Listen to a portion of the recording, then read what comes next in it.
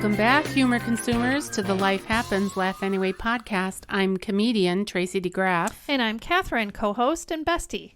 Hi, Cathrine. Hi, Tracy. How are you today? Good. Good. It's cold out, but we're is. in here. We're cozy. Been on a trip recently. Yeah, we went to South Dakota, and we also went to Iowa, and that was fun. Both trips were fun. Yeah, they were. This is October, and it's 2022, so finally we're past the COVID stuff. I don't know if it's coming back, but at least we're past 2020 and 2021. Yeah. We got through that. Halfway through 2022. Right. So hopefully, but what I mean is we're back to work, back to the road, back to doing events, breast cancer events and such. So I had a blast in South Dakota. It was really good. It was successful. If anybody's listening from South Dakota, please give us a shout, because we've left there feeling like we had 200 new friends. We did. Maybe more. Yeah. Seriously. Yeah. Yeah. Well, speaking of traveling, we have a Going hot west topic for you. Holy moly. The Donners. Yeah. The Donner Party. Yeah. Friends, if you have not studied this in history, buckle in and prepare yourself, because this story has it all. It does. It has it all. Unfortunately for them. Well, yeah, because when you say it has all of the dreams and possibilities and the hopes, and then it's all dashed. It is. Yeah, crushed. Right. To the point of murder and cannibalism. Dun, dun, dun. It's bad. Can't believe we're laughing I know. about it, but okay, what it's are we gonna do? only because there's been so much time between then and now. Well, yeah. I mean, if this happened almost yesterday. 200 years ago. Yeah. Actually. So we're going to get into it. And here's how we kind of got started with this. Cathrine studied the Donner situation. How long ago? Just real late in life. When I was an adult, I went and took a class that I didn't feel so good about when I was younger when I took it, a history class. Oh, okay. And for some reason, the focus was on like early American suffering and things like that. So okay. So she took a class, and part of the class was to study this pioneer journey of the Donner Party from the Midwest to the far West to California, and what happened to them. Yeah. So she knew about it. And while we were driving from Illinois to South Dakota, we listened to a couple of different podcasts about it, and then we were hooked. I was hooked already. Well, I would say, okay, then I was hooked. Yeah. Because I'm like, oh, that sounds terrible. All right. Well, we have some takeaways. The 3 takeaways that we believe that you're going to come out of this, listening to us, this podcast, you're going to get what the Donner story is. So you're going to get the facts about the story. You're going to know why we are so fascinated with it. Or at least we're going to talk about why we think people are so fascinated with it still 200 years later. And then also, what can we learn from it today? What can we take away from the horrible mistakes that were made? Yeah. I mean, that's what history is kind of about. It happened. Much of American history is tragic, and there was a lot of suffering and all kinds of things. And we hopefully learn from those things. Hopefully is the big word. Yeah. Let's do it. And then, of course, at the end, we are going to look to the Lord, because he is our only hope, our only true hope. So we have a little scripture to share with you at the end. So stay tuned, friends. Don't tune out. Tune in. And a call to action. Yes. That you're going to love. It's actually a quote from one of the survivors of the Donner Party. Yeah. And this podcast has sponsors. Who are they, Cathrine? Kenny and Ron. Who's that? They are our husbands, and their nicknames are Pooh and Muffin. We put it together. It's Puffin. Yep. There we go. This podcast is brought to you by Puffin. Puffin. Thank you, Puffin. Appreciate it. Appreciate the roof over our heads right now and all that fun stuff. Yeah. All right. Well, let's dive in. Let's dive in. I do have to add this too. When you said that I took this class and that sparked like this long time ago interest, but also there was a long time ago a movie, I think it was called Patch Adams, and it was a true story and Robin Williams played this doctor, and there's this one line And he says in it, like he's trying to make the patients laugh Make or jokes, something. yeah. And he says, Donner party of 4.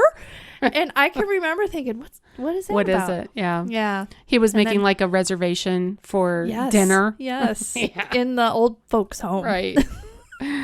Oh, gosh. It's a sick joke, but Yeah. anyway, that's what it was. All right. Well, let's dive in. What happened to the Donner Party? Okay. Give it in a nutshell. In a nutshell, there was a group of, in this particular group, there were 87 of them that belonged to the Donner Party. It was actually 9 families and some single men that were hired to pull them along to make new lives in the West. They had heard about this shortcut, and it was from, so this is just a short version. Right, but right. we're We'll gonna get into the elaborate. details. Yeah. They had been informed of this shortcut that was highly promoted by a man named Lansford Hastings, who never actually took that route, but they decided, lots of people believed in it. Okay. So- A shortcut from a man named Hastings. I think they were being too hasty. Let's not do it. That should have been a clue. Yeah. And these families were from Illinois, Okay. most of them. And the year was, what year was it? 1846. Oh, that's a long time ago. You think about what's going on in this country in 1846. Yeah. It's a while back. Right. All right. So this whole group of multiple families, multiple wagons, they got to get their stuff together and assemble. And then they're going to make the trek. Yeah. And they're going to go west. Wagons ho to the west, set up new lives and prosper. Yeah. And I saw in some of the research that I did that there was some weird stuff happening in the East at that time. There was some economic Panic. Yeah, the panic, as well as the physical panic of like diseases and such. Yeah, there was cholera and malaria. Ugh. And so that was also pushing people more west to Yeah, get away and from that. They probably were like, there's too many people here. Like when we were in South Dakota, when we went out there, when we drove, we drove all the way across the whole state of Illinois, which we saw people here because obviously we're in the Chicago area, right? But then we drove across the state of Iowa, not too many people, a lot of pig trucks. Less and less and less as we go west. Right, a lot of pig trucks and the piggies were on their Yes. last little ride. We saw their little noses hanging out. And then when we got to South Dakota, it just seemed like the landscape was gorgeous. But there was just all farmland. It made you want to just shout out the window, like, where is everybody? Everybody? Yeah. Everybody? Right. And then when we came upon Watertown, South Dakota, which was our final destination, when we drove, it was at night because we drove straight through. So it took us 12 hours to get there. Should have been 10, but with us, 12. We're in a car. When Yeah. you hear this Donner story, I know. like, this is nothing. I know. Because the GPS told us where to go. The roads were great. Oh, yeah. The heat worked. We didn't even balk about the construction. No, There we was had barely plenty any of food. construction. Plenty of food. Controlled temperature in the vehicle. I mean, when we would get hungry, we'd be like, "Oh, where's the snacks?" And then we would just reach for the bag. And then when we were bored with that, there's a quick food place to stop at. Yeah. Anyway, when we came upon Watertown, it was almost like a city that had risen out of a hill. Yeah. And it was all lit up, and it was beautiful. And we're like, it does exist. Hallelujah. Yeah. Yeah. Also, even when we put the wrong gas in the car. Oh, yeah, I did ain't that. No thing. That was fine too. We were going to be stuck like the Donners. That's so true. I did that in Iowa. They had a pump that really confused me. It did. It doesn't take much. How do you fuel this oxen?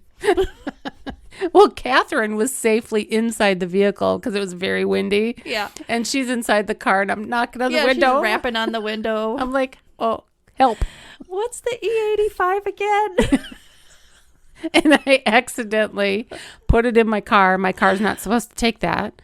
Yeah. But then I called Muffin to the rescue, and Yeah. he said, get this gum out stuff, and I guess it's fine now. Anyway, okay, so these Donners, along with these other families, they make this decision. They're going to get away from the East. They're going to go West, where they're going to make money and have opportunity, and it's going to be great weather. And that little brochure that was put out by Lansford Hastings, it made the West seem like the promised land. It did. Like he made it out to be like a paradise. Yeah. But that's because he had alternative motives. He wanted to be like the head of this new state. Well, it wasn't a state yet. In fact, they were trying to win it over from the Mexicans who claimed it. And so he wanted to be the head of this new land, and not just California, but also I think Oregon area too. So he had political hopes and dreams. He did. He was just a 27-year-old man. And he was a lawyer by trade. He was. You know, one of the documentaries that I watched called him a mountain man, but we know that he was a lawyer. I mean, yeah, he did go on these treks, but he had never traversed that territory at all. And then he had never done it with a wagon. Exactly right. In fact, when these folks were leaving Illinois, or it might have been by the time they were leaving Missouri, either one, he was leaving from the west to head back east to try that route that he wrote about. I wrote a book about it. Let's see if it's Maybe I true. should try that. Yeah. We'll get into that too. Okay, so they leave Springfield, Illinois, and they're going to Independence, Missouri. Right. Okay, And, fun fact. Abraham Lincoln yes. was a friend of Reed. What was his first name? James? James Reed. Okay. There's a lot of James, a lot of Johns. Well, you know, they're whatever, Bible names, easy names. Well, Abraham Lincoln and James Reed were buddies, and they fought together in some Black Hawk conflict. And he was invited to go on the Donner Party. But Mrs. Lincoln was with child. I know, hard to believe. But she was with child. Yeah. Why was that so funny to both of us? Well, I know don't know why. Oh, yeah, We're whatever. talking oldie worldy. Anyway, she said, Make no. haste. She said, no, Abe, you're not going. I'm not going to have this kid with you out there wandering around. Good thing.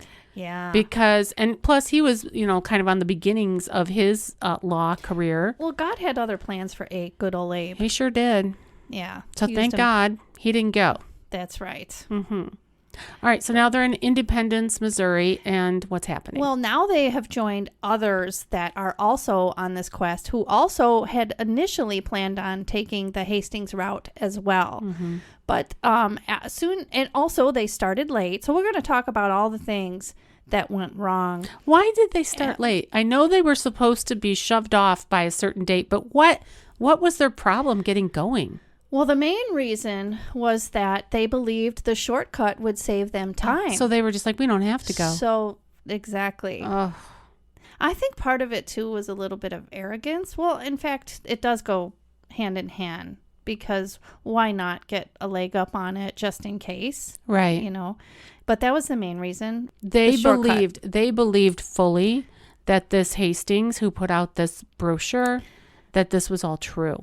They did.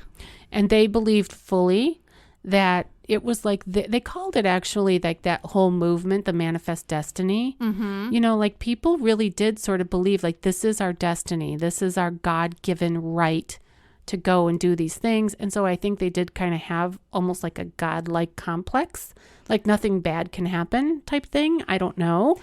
But the reason that it was recommended for them, and actually in the brochure that he wrote, he recommended you should leave by May 1st. That's the cutoff. That's the deadline. And the reason for that was because these people were depending on animals to get them from point A to point B, which is very far away. Those animals need to eat grass, right, and drink water. Right. So you need to make sure that you have enough grass and water. It can't be frozen. Exactly. And the grass can't be, mush. So you got to wait for the spring rains to be done. Right. So they can handle the oxen and such. Exactly. That's exactly right. And then, of course, the weather that's going to come in the winter. Right. They knew when that was going to come. Especially with the Sierra Nevada mountain range. Now, that mountain range, Ron and I went through that because that's where we went through to get to Bishop, California for a gig that I had before the pandemic. Okay. And when we were driving through that mountain range, I thought we were going to die. Yeah. I thought we were going to die. In a car. In a paved road. On a paved road. But I was like, Shirley, this is it. Yeah. We should have not come. And here we are. Yeah. And Ron thought it was great. He was having a good old time. But I was like, oh, scary. Well, speaking of you saying that you wanted to go, but you didn't, you thought, oh my gosh, we're going to die. But you didn't really think that, right? Well, speaking of that, I'm thinking of this Tamsin Donner, who's the wife of the patriarch of this group. And now, not in this documentary, but somewhere else along the line, we learned that she said, I don't want to go. Let's not do this. Yeah. And so... she had more sense. Yeah. Well, they had achieved success in Illinois. And the Reed family achieved a lot of success. They had actually migrated 5 times before this last endeavor from Springfield, Illinois. And but they wanted, so the financial thing, panic in the East, that was one thing, but also this land fever swept over Illinois about the prosperous West. Okay, they had major FOMO. Yes. Major. Yes, major did. FOMO. Yeah. Because that's it. That's the ultimate that's what they reason. had. Right. Because we were trying to figure this out. Like, and the Donners, I guess they were farmers or whatever. And so they had, it was brothers named George and Jacob.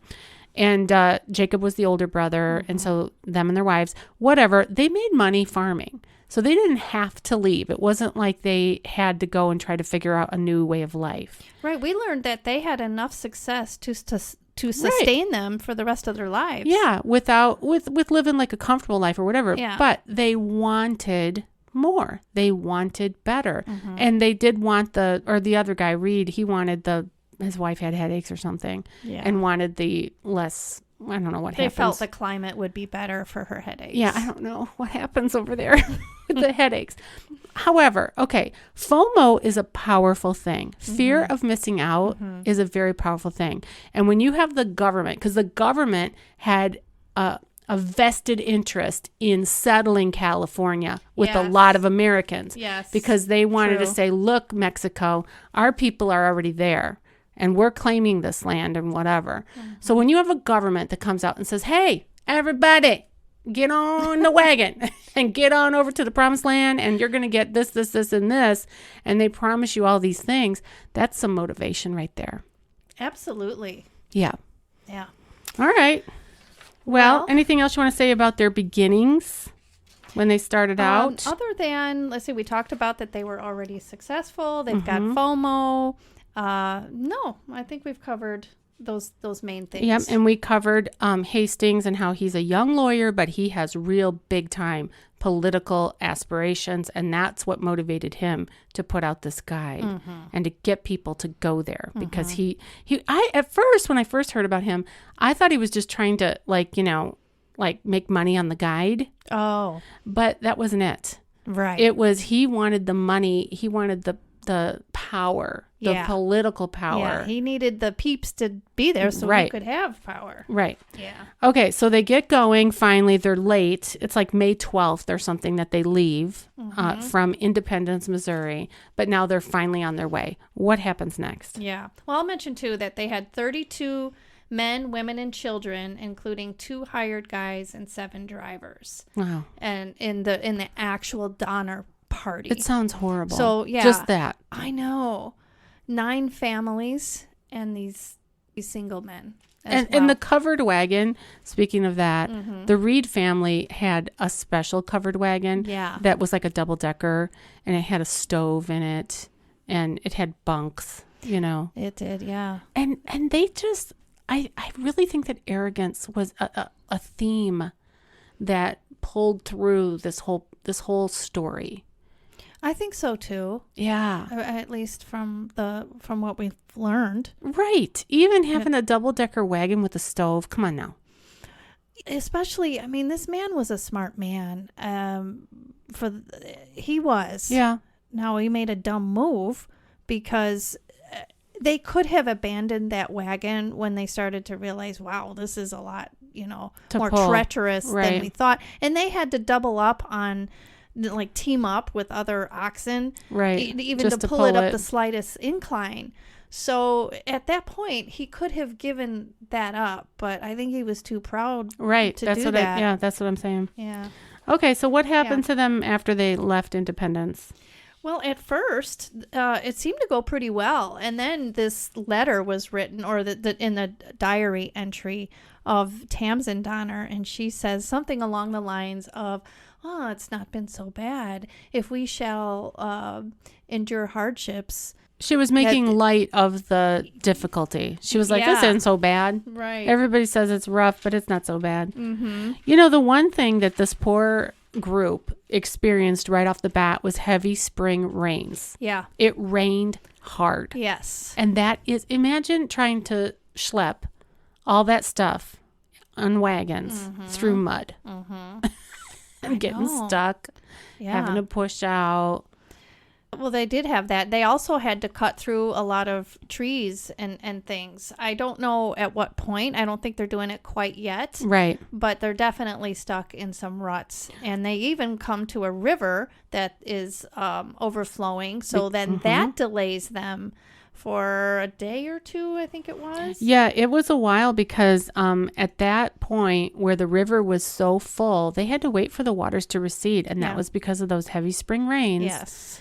And they, at one of the crossings of, I think it was called the Big Blue. Yeah, it was. They had to ferry the wagons over the river. Yeah, and they had to make them. They had to make the ferries. Yeah, they didn't go, I'll have one ticket for the ferry, please. Yes, and that's where the first casualty is. Yeah. The mother-in-law of James Reed, so it's his wife, Margaret, I believe was her name, mother, Sarah Keyes, she dies there. She had consumption, which is tuberculosis. And is that okay, when you have that, do you just cough endlessly? I do know that you do cough with TB. Is it with the lungs? Yes. Ugh. And I know that they used to, what do they call it when they have you bleed? Oh, it's called something. Bloodletting. Yes. Yeah. Bloodletting. I know that they would do that, but I'm not sure they did that on this trip. And they knew that she was sick before they even left, but she just could not bear the thought of being separated from her only daughter. Right. And so she just said, I'm going to take my chances and go. I'm going to die anyway. Yeah. Somewhere. So then she dies. So that is the first death of the Donner Party. But they did not eat her. No, they didn't even think about it. No, because at that point, they didn't have as many problems as they're about to have. Yeah, they actually don't do that till much later. Yeah. Now, after at the river, then they get to Fort Laramie. And I'm not exactly sure where that is on the map, but that is a place. It is before the cutoff. And they run into James Reed's friend, Illinois friend, James Kleiman. And he's 54 years old now, and he had also fought with him in the army. He had just come from the west and was heading back east. And he had been with Hastings, and he said, don't go. Yeah. Under no circumstances, do not go. It's rough, and especially don't go with wagons. You're not going to make it. Take the long route. Take the known route. Well, Reed and his ego decides, wagons ho. We're going to go anyway. Okay, so look at that. Already, they're not even in real trouble yet. Like, if they would have heeded that warning and that advice, they would have saved themselves. Yes, they still had time to turn around or go the long route. That's what I mean. And then all the way back at Independence, they had the warning of get going by May 1st. Oh, no, we don't have to. We'll be fine because we're going to take this little shortcut and it's going to be great. So those are two major warnings that they had. They did not listen. They just kept on plowing forward because they had total belief in their plan. Yeah. Ugh. Now they come to the Continental Divide, And there is a letter somewhere in the field from Hastings. And he says, hey. Yeah, it was like attached to a bush or something. A couple times it was. Yeah, a post or a bush or something. Yeah. And he's like, yeah, I'll meet you. Yeah. I think good old Hastings is having some second thoughts. Right. And he says, I'll take you. Wait for me. So they leave Fort Bridger. And now they're beginning the cutoff because they do plan on meeting him. Mm-hmm. And then they find another note from Hastings advising them not to go that way. He says that I'll lead the way. Just wait till I get there. Well, it took Reed 5 days to find him. And Hastings then, he refuses now. He's recanting on his offer. Okay, ding, ding, ding. Mm-hmm. It takes them 5 days just to find him. Mm-hmm. Okay, that's 5 precious days that they are losing an opportunity to get through those Sierra Nevada mountains. Yes. Yeah, I know. Yeah. Well, now they turn off into the Wasatch. And I'm not sure if I'm saying that I think properly. it's Wasatch. Mm-hmm. Yeah. And the Great Basin, where the canyons and it's really bad terrain and things are starting to get dicey. They're starting to get pretty dicey, yeah. After a month instead of a week, it's supposed to only be a week, it took them a month to reach the Salt Lake. So they're at the Salt Lake. Mm-hmm. And, the Salt Lake, it's really hot in the day and it's super cold at night. So that moisture makes that area really mushy and really so it's not an actual lake. It was a lake and now it's a desert, right? Yes. So it's not like a lake where they're walking across a lake or swimming or trying to ferry across a lake. It's a desert that was a lake, but it turns to mush and goo and gummy with the weather. Yeah. So then it's even harder to get through with those wagon wheels and such. Mm-hmm. And Hastings told them that it was half the size, big as it was. Yeah, it was 80 miles long. Hi. Mm-hmm. Now another guy dies. Some Luke Halloran or something. He dies of consumption as well. Okay, so now they find another. Wait, they're still not eating people yet. No. So they still don't think they need to. No, it's not even close. No. Okay, so they just bury him. Not really. Yeah. Okay. Now they find another note, and this one's really tattered. And one of the mothers pieces this note together, and it's very brief, but it's like 2 days, long trip, drink water, and get there. And it's from Hastings. Okay. And so another warning, like this is bad. Now they cross that salt desert and they are sinking. On the 3rd day, their water runs out. Their oxen bolt. They're gone. Right, because they're like, these people do not have it together. Well, yeah. They went for water. They had to go seek it out. Yeah, absolutely. They lost 36 oxen at this point. Reed's palace, his palace wagon, they had to just abandon it. The 2-story wagon. Mm-hmm. Mm-hmm. And this is at the point where this guy Stanton and McCutcheon, he's like this, or McCutcheon, he is like this big farmer guy. And I think Stanton is this young guy from New York. Mm-hmm. They say, okay, we're going to leave. We're going to get to California and we're going to bring back relief. So they've got some kind of hope. They've got a plan. Well, also, it ends up that Hastings cutoff, the so-called cutoff, was actually 125 miles longer and more treacherous than the original plan that was known. Haste makes waste. That's just saying. Yeah. Mm-hmm. Yeah. Here's what really blows me away. At this same time, where these two are heading off to California to get relief, Hastings, and he's the head of this battered train of 80 wagons in early September. And they arrive safely to this fort. I think it's Sutton, or forgot the name of the fort, but it's Fort California. Sutton is where they're trying to get to, which is safety, which is their was it pretty much Bridger? Was it Fort Bridger? Well, here's what I do know, that they are now, Hastings is now in safety in California. Mm-hmm. All of those other people who decided, hey, we better not take this route, this unknown route. And they took the advice of going the long way. They're fine. They've all made it. That's, it's just such an unfortunate thing that happened to them. Mm-hmm.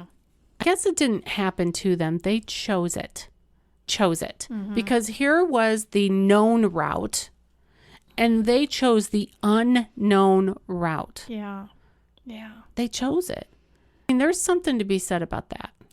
They chose it even despite the fact that they had been told, even before this mountain man friend of Reed's said, don't do that. Yeah. And he was experienced. I mean, this guy, he fought off Indians. He did all kinds of, heroic things. He was a real mountain man. But also they had advice from others, too, that had said, don't take this route. It doesn't seem wise. And they had a bunch of kids with them. They even had infants. Yeah. I just can't imagine that they made such a bad decision. And there was a lot more older people than I would have thought as well. Yeah. All right. So once they get, kind of, now they're committed, mm-hmm. and they cross over the Salt Lake, mm-hmm. which is not a lake, but a desert. But they cross over that, and they've kind of, gathered themselves up. Now what's happening to them? Now it's fall. Now things really start to fall apart. The family wagon of the Graves and the Reeds, their wagons got entangled. Graves? And their name is Graves? Their name is Graves, yes. That's foreshadowing. Okay, so their wagons get entangled, Graves and Reeds. Yes, and this man with the last name Snyder, he is I believe he's the Graves driver. Okay. Well, he starts whipping the oxen, and he's angry. And Reed tries to stop him, and Snyder goes to hit him over the head. Reed grabs his knife or hammer, or whatever it is, and he stabs Snyder, and he kills him. Yeah. So now we have this death, and now the company, the Donner Party, group. Mm-hmm. they have to decide, what do we do? What do we do? Right. So they try to do the civilized thing, have like a little court session in a way, and they ultimately decide Reed's got to go. He's killed this man. Well, he did not want to leave his family, but he really had no choice. So off he goes. Now they think they're never going to see him again, especially when they get to what they get to, when it gets really bad. Well, back up one step, mm-hmm. because they forced him to go because the alternative was, we're going to hang you. Yeah, that's right. One of the guys wanted to hang him, have him hanged. And the people talked this guy out of it. Yeah. And so, yes, that was the alternative. So he's off on his own. He has to say goodbye to his wife and kids. And there goes James Reed. He's mm-hmm. just leaving on a horse. Or did he walk? He probably walked. They didn't really say, but there's no way. I bet he walked. He couldn't have. There's no way. Well, maybe he had a horse. Well, they didn't talk about horses that much in the story. They talked a lot about oxen. But in the end, they do. Okay. Yeah. And, all right. Well, one way or another, he's away from the party, and mm-hmm. he's heading toward where they're all going. Yeah. You know what? It was Keseberg who wanted him hanged. The German guy. Yeah. Yeah. You'll hear about him. You'll hear more about him later. He's a character. Yeah. Also later, Keseberg also gets rid of an old man who was in his company, in his wagon. I guess I don't know why, but he's had enough of this guy, and no one else would take him. Yeah. So now they leave behind another guy. So there's another death. To die. Okay. Yeah. So I guess it would be safe to say tensions are high. Absolutely. Everybody's tense. Right. And now Indians, I forget the name of the tribe, it starts with a P, they kill a lot of their cattle from up above. Mm-hmm. They hear these Indians laughing after they've killed their cattle. So now they've lost more than 100 cattle now. Wow. By this time. Now it's mid-October, and they finally get to Truckee Lake. Their food is almost gone, but Sutton has returned now. So that Sutton guy and the other guy, I don't know what happened to the other guy, but Sutton returns with food, oxen, and 2 Indians to help guide them. So now they've got hope again, and now they're going to take off again. But the Donner families, there's 2 families of the Donners, and that's Jacob's family and George. Well, now their wagon axle has broke. Go figure. Yes. So what do they have to do? Well, they don't have a spare wheel like we do, and they have to carve out a whole nother wheel. In the process, George gashes his hand. They're delayed. The rest of the party say they've got to move on, and they're hoping the Donners will catch up. But the Donners are pretty far behind now. Because they could build a whole wheel. By the time they get to Truckee Lake, how far are they at that point from their final destination? At Truckee Lake, they are 2,500 miles. Well, actually, they've gone 2,500 miles in 7 months, which leaves them only 150 miles from their safety destination in California. That hurts only my heart. 150. Yes. All that to lose the race with the weather, right? Right. Before they get there. By one day, by the way. Yeah. By one day. Because this is what happens when they get to Truckee Lake. They're kind of resting their animals and kind of resting themselves so that they can make that final push over the Sierra Nevada mountains, and then they'll be there at Fort whatever it was called. Yeah. Sutton, I guess it was the name of it. There is a Bridger, but I don't remember where that is. Bridger was at the point where the 2 paths cross off. Okay. After Laramie. There's so many forts. I know. Well, these forts were along the way for people to buy supplies and to rest and such. And Bridger, remember that the guy who was in charge at Bridger, his name was Bridger. He was the one who wanted people to come his way. Yes, because that's right. The more people that come his way using the Hastings cutoff, the more prosperous he'll be. But anyway, so they're at Truckee Lake. Yeah. And all they have to do is get over the Sierra Nevada mountains, and they'll be there. Yeah. And what happens, Cathrine? Yeah. Well, that's the point in which the Donner's wagon axle, that's when it broke. Right. But what happens? I'm making emotion. I know you are. It's snowing. It starts to snow. It's the earliest snowfall they've ever recorded. And they're waiting for the Donners to come, and no show. The Donners are still far behind. The wagons are slipping. It's snowing and snowing. It doesn't stop.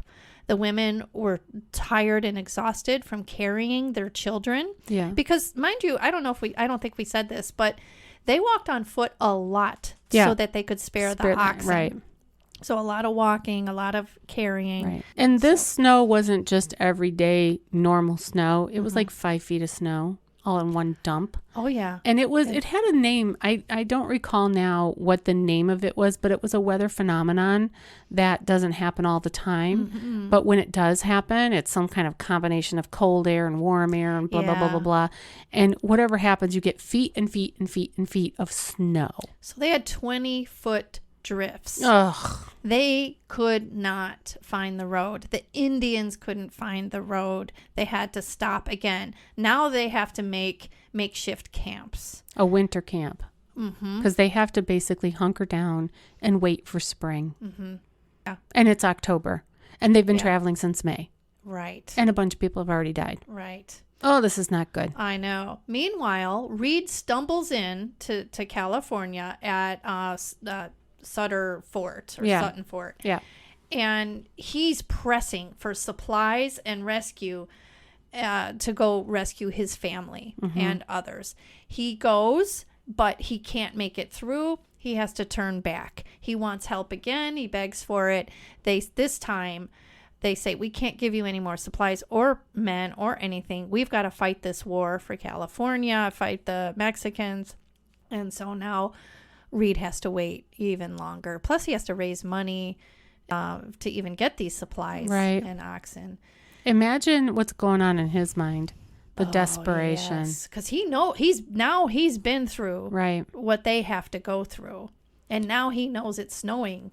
And he's probably not leading with, they exiled me because I murdered somebody. Yeah.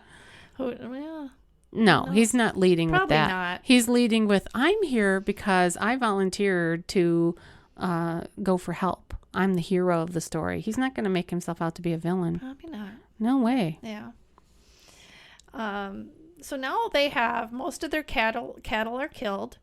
They have 81 that are left, 25 men, 15 women, 41 children, including 6 nursing infants in 2 makeshift winter camps.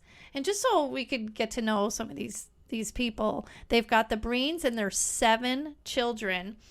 They take an abandoned shack that they happen to find, which is not far from Truckee Lake. And then Louis Keysburg built a rough lean-to on that for his family against the side of that He's shack. the German immigrant who kicked out the 60-year-old guy out of his wagon. Yeah. Yeah, not a nice guy. Right.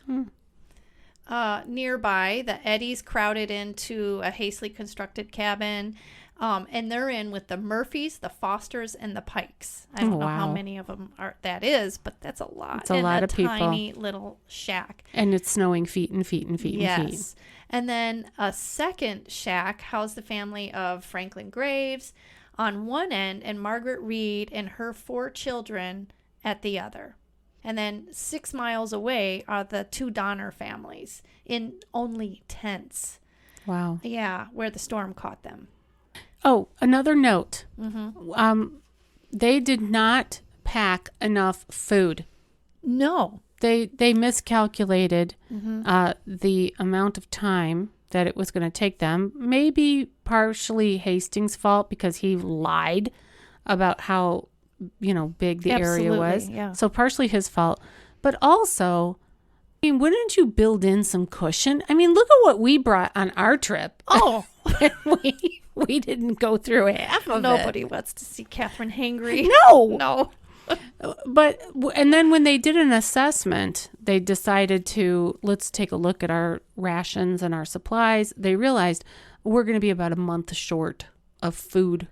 Yeah, well, and they were counting on these forts that they were stopping at, and they figured they'd be stopping at another fort, and that just never happened. So now they're stuck with the snow, and they know that their fate is sealed. They are not going to get through that mountain pass. And they know they can't turn back either. They knew that back at Truckee Lake. Right. Well, actually, that's where they are. Right. No, they knew that a long time ago because they said, once you get past a certain point, there's no turning back because you won't make it. Right.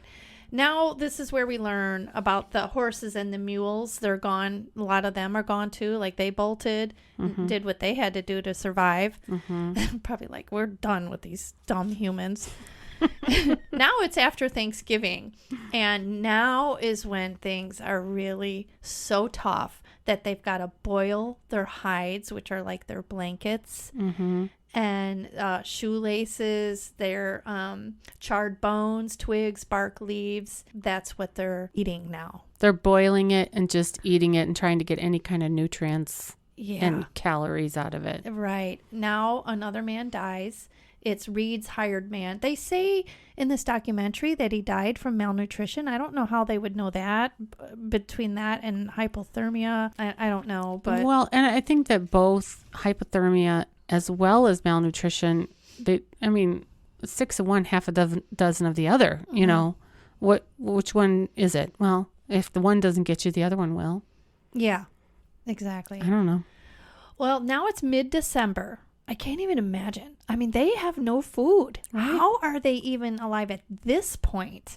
So it's mid-December, and they decide to have this group that they named the Forlorn Hope. And that's a group of them that felt they were capable and strong enough to break out from this and trek over these mountains to get to California to get help. They made themselves some snowshoes. They did. So that they could clump along on top of the snow and not sink 20 feet down into the snow. Yeah.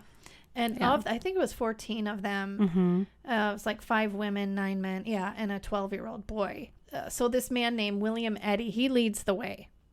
And they take 6 days rations with them, which they run out. And then it's like the 9th day and they are lost now.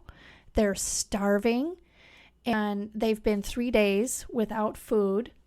And one of the women, Mary Graves, she writes in her diary exactly what's happening. And she says that they cast lots and like basically like drawing straws as to should someone be sacrificed so that they can survive. Now they're talking. Okay. Yeah. This is where it starts to get weird. The cannibalism part. They are so low.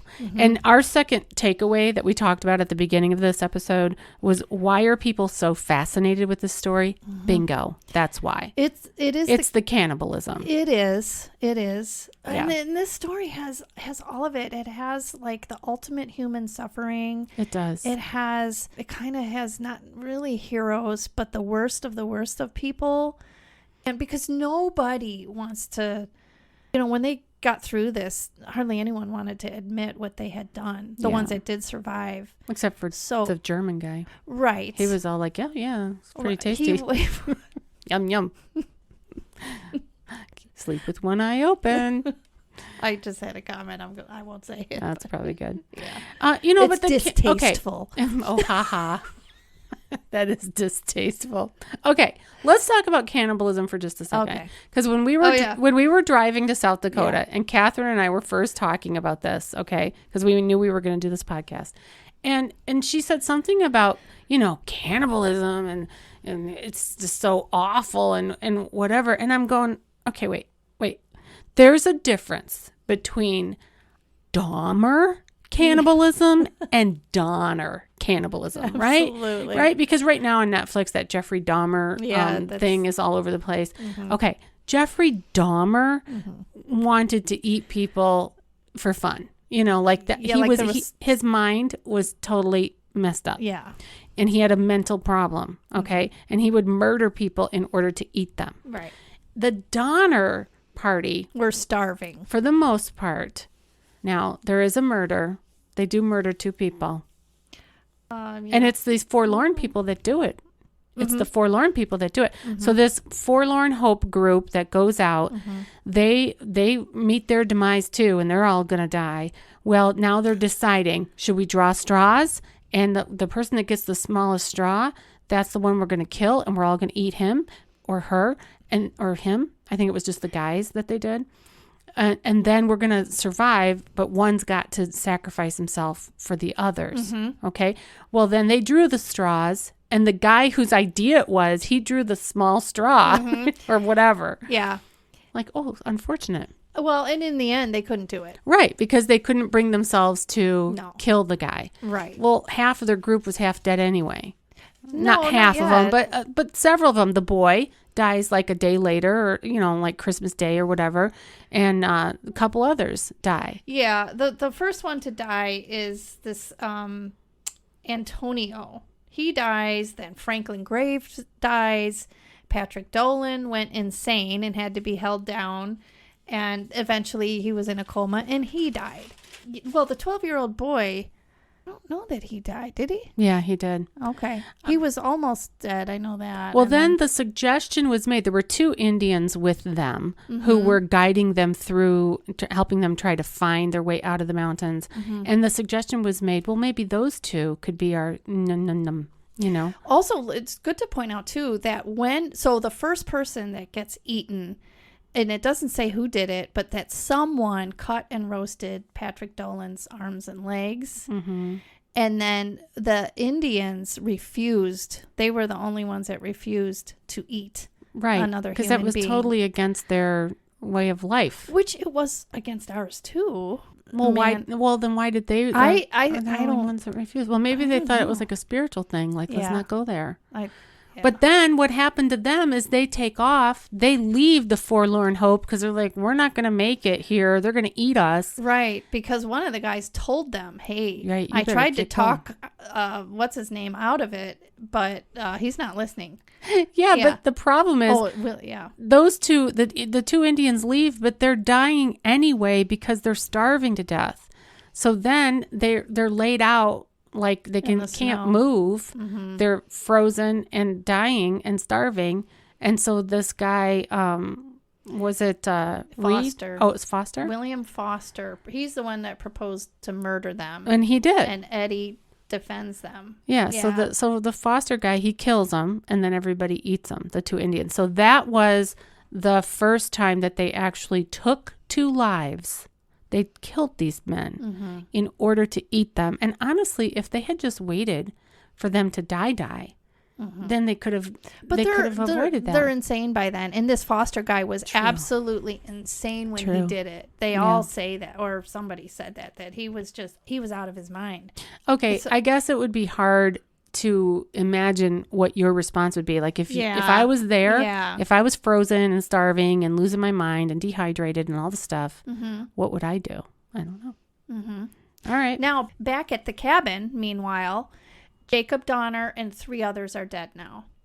And they've got more snow, and it storms, and it keeps snowing. And then William Eddy, now he was the one in the Forlorn Hope that was heading it up. He finds this cabin, and he knocks on the cabin, and this woman named Harriet lives there, and he looks barely alive. And she begins to cry. He tells her all that they had done and what they had been through.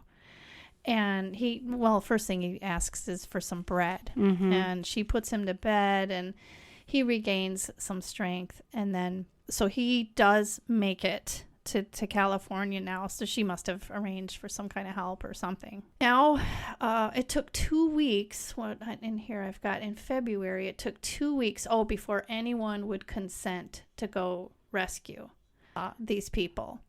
And I can't remember the details, like why it took that long. I think they had to they knew it was snowing. Right. They had just finished up the war. They did get California. So now they've got some supplies again. Well, it would take time to get yourself organized to even, first of all, get people who were brave enough to go risk their own lives for this group. Yeah. Well, they wouldn't even consent to it. Like, they wouldn't even agree to do it. Right. Until, Well, now, so back at the lake again. Eddie's child, he died. Mrs. Reed is down to only 1 hide left, which was on the Graves shanty. And so it seems like they're insinuating that she didn't want to boil that and eat it because it was covering the Graves shanty. Their shelter, yeah. Right. Another guy dies, Spitzer. Then Mrs. Eddy dies. A guy named Milt Elliott dies. And now these 7 freezing rescue people finally arrive on like February 7th. It's so much later. That's how long these people were without food. They're exhausted, and they're barely making it. And so they struggle over the summit, and they see nobody to rescue.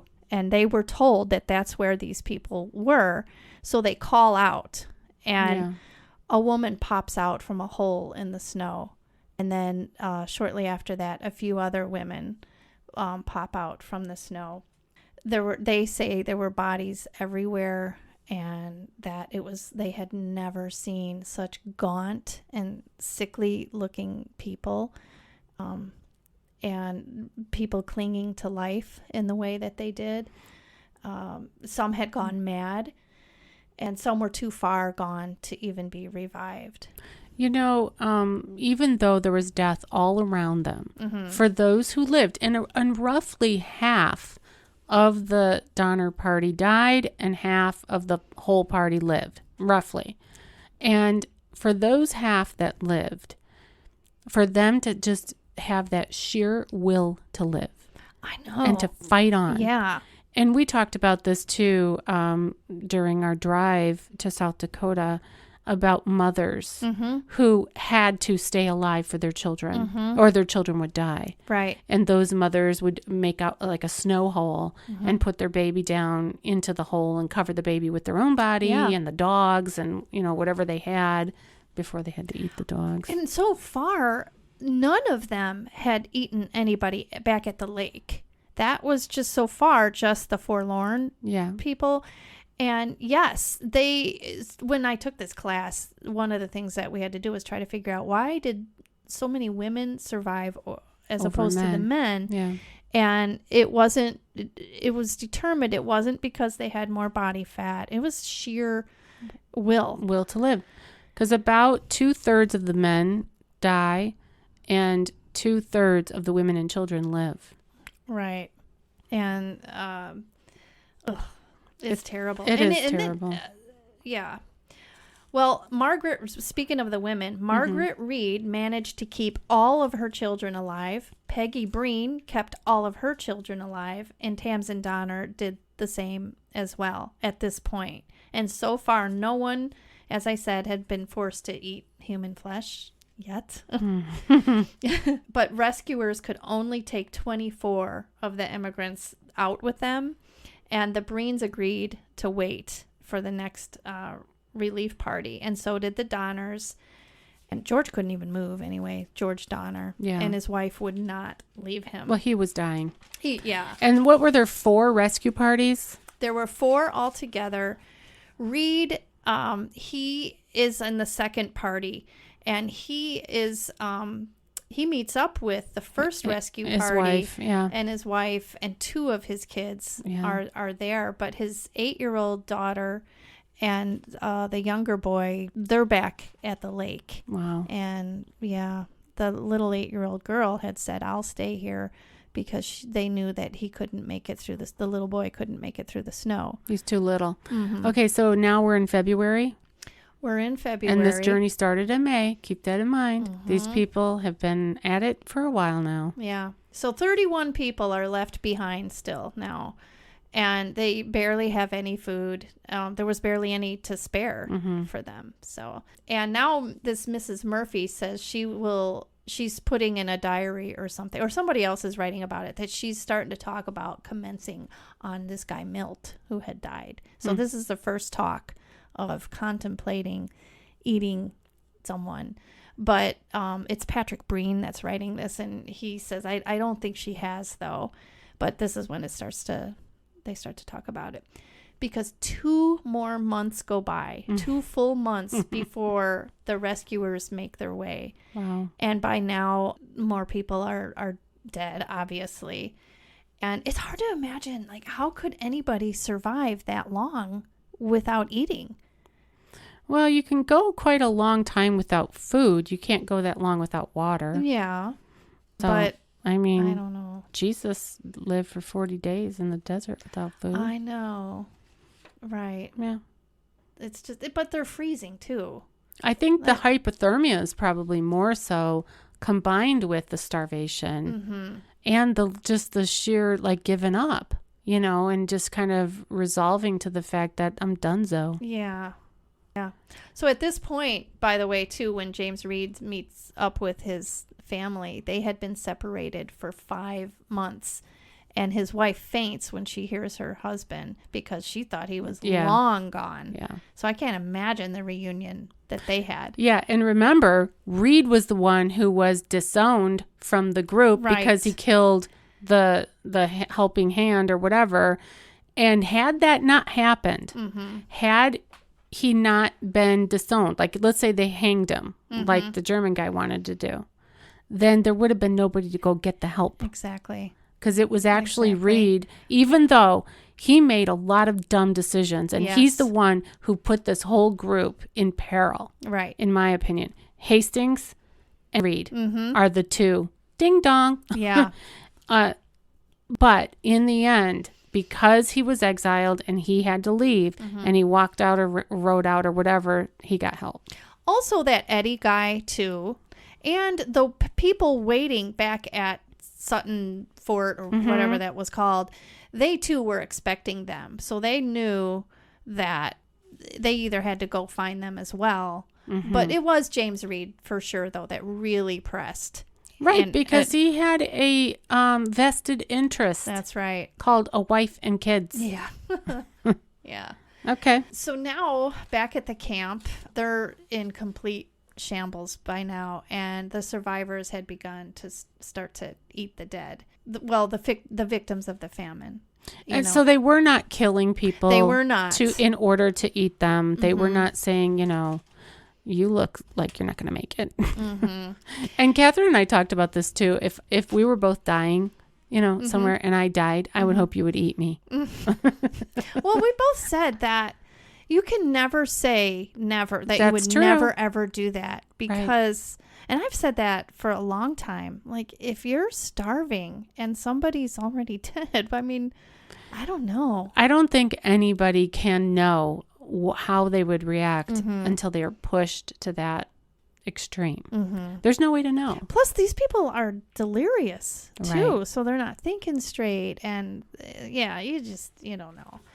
But anyway, so the rescue team gets there, and they see the worst that they couldn't even make this up. And there's limbs and skulls and hair that's laying. There's half-eaten bodies, and it's just a real horrific mess. Yeah. But then what ended up happening afterward, like word got back to the pioneers that were in California, as well as those who aspired to go west, that this whole thing happened once it was all like news, and I don't know how they didn't have like the nightly news or the internet. So I don't know how news traveled, but the story changed, and people sensationalized it, and made it sound like they did these horrible things. Well, they really didn't. They were really just trying to survive. Right. Yeah, there were some embellished stories, but I think that, like with this documentary, they've narrowed it down to a mixture of what was actually written in letters and diaries and firsthand accounts from the rescue people. Right, which makes sense. Right. And so there was one description here that just went right through me, and I know it went through you too. One of the things that they came upon and that they recorded was Mrs. Graves, one of the mothers. Almost all of her flesh was cut away from her arms and her limbs. Her breasts were cut off and her heart and liver taken out. And her little child, about 13 months old, sat at her side with one arm upon her body. And the baby is sobbing bitterly, crying, "Ma, ma, ma," like that. Yeah, that's heartbreaking. And then when word of this tragedy, horrific tragedy, reached people who thought about themselves taking on a trail, they're like, "Oh no, we're not going to California. We're fine right here in Illinois. We're not going anywhere." Right. So the settlers, the stream of settlers, because there were 7,000 wagons that went that season, and all of them did just fine except for these Donners, Yeah. But the stream of settlers that were going west, it took a sharp decline after Yes, word got out. After the word got out from what happened to them, yeah. Until the gold rush. The gold rush. Exactly. And then people are like, "What Donners? Forget it. We're gonna go get some gold." Yeah. Yeah. Yeah.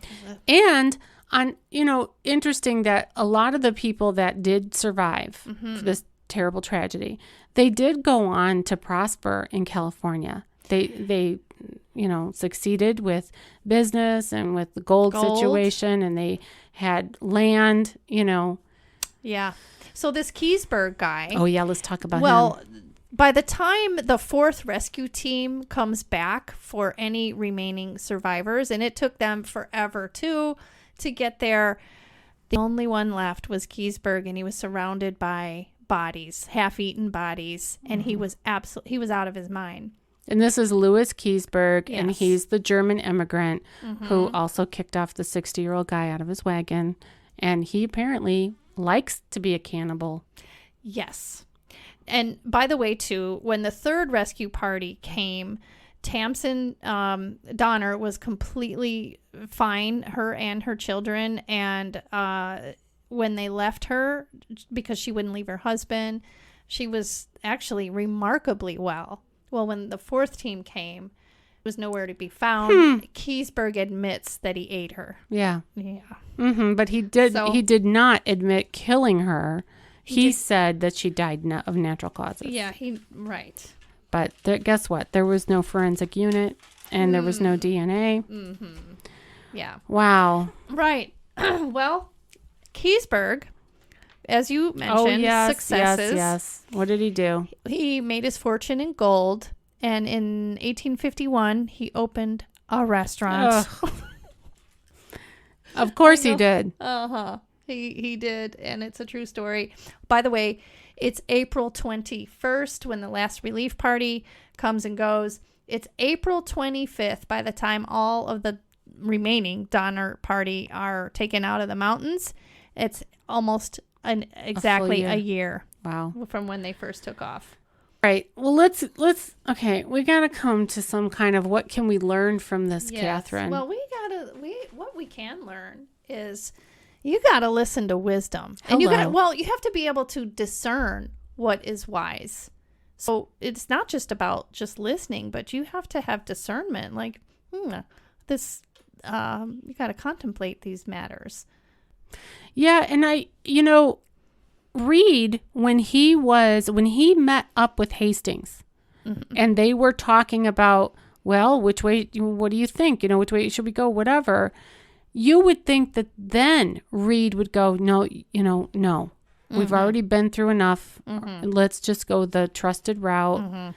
But he just couldn't let go of whatever his dream was of taking this shortcut. Yeah. I think it was a big, strong case of pride and wanting to believe their own, like bologna sandwich. Do you mean when he met up with his friend Clymer? No, but he met up with Hastings at one point. And and Hastings refused to go back to lead the party. Right. I feel like then the two of them should have said, we need to abandon this plan completely. Mm-hmm. But Reed couldn't let go of it. Yeah, we talked earlier about what was the motivation and things like that. And a lot of it is FOMO, and a lot of it is, Reed was a man, they say, of determination, and he was probably used to getting what he wanted because he did. You don't get successful with just kind of taking a step back. Yeah, but in this case, I really do feel like he just kept pushing forward and pushing forward. Like we said, ultimately, he did help to get the rescue teams in there to help save whatever was left. But if he had heeded the warning, multiple warnings about this treacherous trek, none of these people would have perished. Right. They would have gone the long route, and they would all be in California, and we would have never even heard it. This story wouldn't have happened. Yeah. But that's not what happened. So, what else do you think is something to learn from this? I think contentment is also plays a key role in this story. To be content with, okay, things are really okay. Like the two farmers that left Illinois, the Donners, George and Jacob, they were actually doing pretty well. Mm-hmm. And to be content with that and not feel like you have to just continue to strive and go. There's nothing wrong with wanting a better position in life, but there's something really good about just being content and at peace. The other thing is just common sense. This whole thing is a lot of bad decisions. Mm-hmm. Yeah, there were a lot of signs along the way too. In the beginning, it was. Right. And not factoring in what could go wrong. Mm-hmm. They were not expecting the early rains and the downpours, and then they were not expecting the Salt Lake to be so mushy, and they were not expecting it to be so long, and then they were not expecting the snow. They were not expecting to be lied to. Yeah. I think really the moral of the story as well is expect the unexpected, especially on an endeavor like that. Right, when your lives are at stake and certainly your kids. They knew people who had already made it over there. They knew people. They had relatives that were in the other way. Exactly. But even the long way was hard enough. Yeah, is what I'm getting at. Yeah, I think that they just kind of had I don't know how I want to describe it, but they just had thoughts and ideas that they couldn't let go of. Yeah. And they refused to let go of them. And then that's what happened. Yeah. Sealed their fate. It did. All right. Well, we have a scripture. Believe it or not. Yep, we do. Bear with me. I forgot to pull it up on my screen. So give me 1 second. From Proverbs, right? Yeah, Proverbs 4, verse 6. And it is a good one. Of course, it's from Proverbs because it has a lot about book wisdom. of wisdom. Yeah. Okay, and the title of Proverbs 4 is Get Wisdom at Any Cost. Now here's verse 6. Do not forsake wisdom, and she will protect you. Love her, and she will watch over you. Well, that says a lot right there. It does. It does. And these people, they had to have known Scripture. Yeah, I'm sure that it wouldn't be unfamiliar to them. Mm-hmm. But, okay, just the bottom line is the Scripture is our guide for life. Yeah. The Bible. Much better than the Hastings Guide. Yes, much better. Man. Okay, and what is our call to action, Catherine? We have a good one. Don't take no shortcuts. Right. And that was a quote, or actually in a letter from Virginia. Virginia Reed. Yeah. And she was writing that to a cousin. Yeah. Back at home. So Virginia Reed was a young girl when she was on this trip, and she did survive, thank God. But her advice was never take no cutoffs and hurry on as fast as you can. Yes. Her two little things were don't go the short route and get about it. Get about it and get going. And she almost died. Yeah. But all of the Reeds survived. Well, this was a fascinating story. This was a long one. How long is this episode? 1 hour and 12 minutes. This is probably our longest one. No. Okay. We have one longer than that? We have one just about longer. Oh, wow. Yeah, a little bit. Well, thanks for tuning in, friends. And you've been listening to the Life Happens, Laugh Anyway podcast. I'm still comedian Tracy DeGraff. I'm still Catherine. We'll see you next time. What's our next episode? I don't have it written down, but I thought we were doing the women's voting. Yeah, suffrage. Okay. Stay tuned. All right. Bye-bye.